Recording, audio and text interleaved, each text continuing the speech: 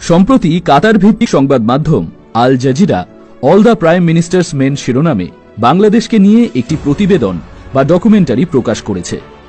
আপনি যদি ইতিমধ্যেই সেই প্রতিবেদনটি দেখে থাকেন, একবারও কি ভেবেছেন প্রতিবেদনটির শিরোনাম কি জন্য all the prime minister's main রাখা হলো? যদিও তারা সেই প্রতিবেদনে যাদের বিরুদ্ধে অভিযোগ তুলেছেন তাদের কারোর সাথেই আমাদের মাননীয় প্রধানমন্ত্রীর সরাসরি কোনো যোগসাজশ বা সেসব প্রমাণ বা অন্য কোনো কিছুই দেখাতে পারেনি। তাহলে কেন এমন শিরোনাম? তাহলে কেন শিরোনামটা all the mafia of Bangladesh বা all the Ahmed brothers of Bangladesh নয়? তাহলে কি টার্গেট কেবল মাননীয় প্রধানমন্ত্রী, আর সেজন্যই এমন উদ্ভট নাম? কিন্তু কেন? উত্তরটা সোজা। কারণ একমাত্র প্রধানমন্ত্রী শেখ হাসিনাকে দুর্বল করতে পারলেই পিছিয়ে দেওয়া যাবে বাংলাদেশকে। সাম্প্রতিক কিছু অর্থনৈতিক রিপোর্ট অনুযায়ী 2035 সালে বাংলাদেশ হবে পৃথিবীর 25তম বৃহৎ অর্থনৈতিক দেশ। পেছনে ফেলবে Malaysia, Singapore, Denmark, Norway, Ireland, Belgium, সুইডেনের মতো দেশকেও। শেখ হাসিনা ক্ষমতায় থেকে গেলে আগামী 15 বছরের মধ্যে বাংলাদেশ হবে উন্নত দেশ। আর এতে পরাজয় আর কারো নয়, তাদেরই, যারা এই দেশটারই জন্মই চায়নি।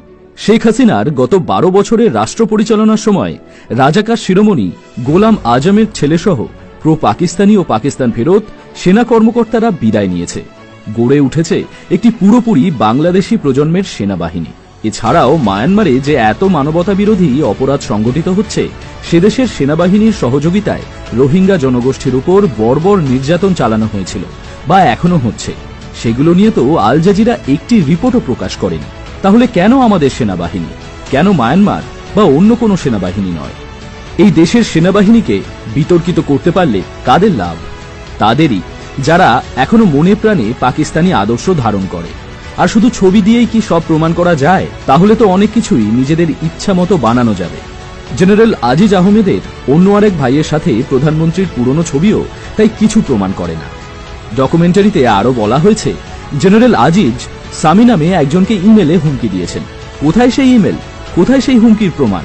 পুরো ডকুমেন্টারি যার বক্তব্যের উপর ভিত্তি করে বানানো হলো, সেই হারিস আহমেদ যদি বলে তার কথায় দেশ চলে, তাহলে কি সেটাই সত্য হয়ে গেল? কেউ একজন বললেই দেশটা তার হয়ে যাবে?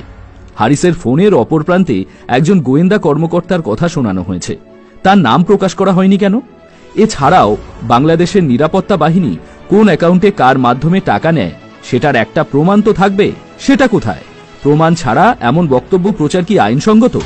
ইসরায়েলের সঙ্গে বাংলাদেশের কোনো কূটনৈতিক ও অর্থনৈতিক সম্পর্ক নেই। ইসরায়েল ইস্যুর মিথ্যাচার টেনে ভিডিওতে সঙ্গে সঙ্গে বাংলাদেশের মোল্লা সম্প্রদায়কে দেখানো হলো কেন? অথচ ইসরায়েলের সাথে কাদের দহরম মহরম সম্পর্ক সেসব আজ সবাই জানে।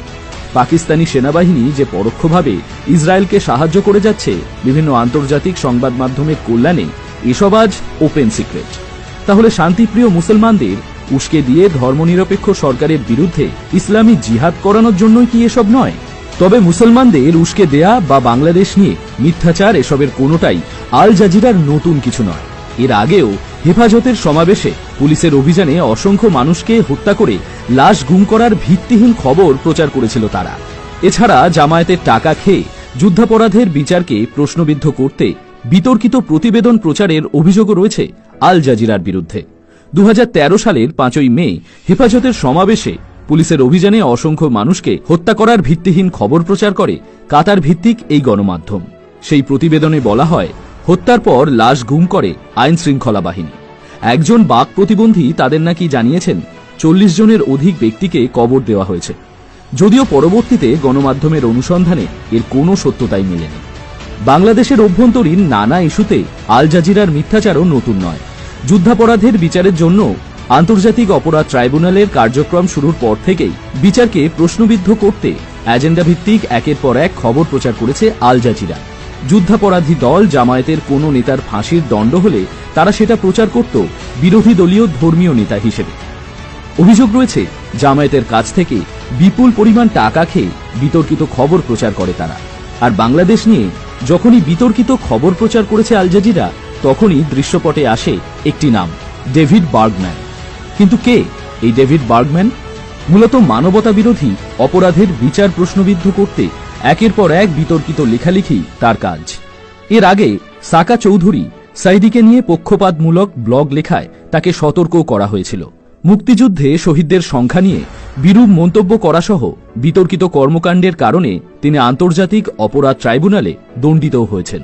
অভিযোগ রয়েছে জামায়াতের লবিস্ট হিসেবে ট্রাইব্যুনালকে প্রশ্নবিদ্ধ করতে কাজ করে আসছেন ডেভিড বার্গম্যান।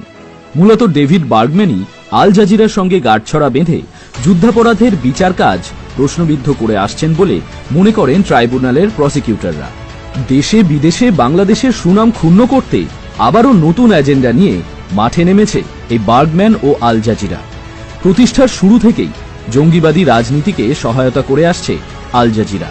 আর তাই তো এর মধ্যেই মিথ্যা ও অসত্য তথ্য দেওয়ার দায়ে বিশ্বের অনেক দেশে নিষিদ্ধ করে দেওয়া হয়েছে এই টিভি চ্যানেলটির সম্প্রচার। যেসব পেইড এজেন্ট বা পাকিস্তানি প্রেতাত্মারা এসব দেশি বিদেশি ষড়যন্ত্র করছে তারা জেনে রাখুক, বিএনপি জামাতের শাসন আমলে বাংলাদেশ দুর্নীতিতে 5 বার চ্যাম্পিয়ন হয়েছিল, অথচ মাননীয় প্রধানমন্ত্রী শেখ হাসিনার নেতৃত্বে আওয়ামী লীগের শাসন আমলে এই করোনার মধ্যেও দক্ষিণ এশিয়ার সর্বোচ্চ জিডিপি আমাদের। তাদের পেয়ারে পাকিস্তানের চেয়ে 18টি সূচক এগিয়ে আমরা, এমনকি দাঁড়িয়ে আছি তাদের চেয়ে 3 গুণ শক্তিশালী অর্থনীতির উপরে। তাই এগিয়ে যাচ্ছে বাংলাদেশ, এগিয়ে যাচ্ছে বাংলাদেশের মানুষ। আর সব ষড়যন্ত্র মোকাবিলা করে ভবিষ্যতেও উন্নয়নের এ ধারা অব্যাহত থাকবে।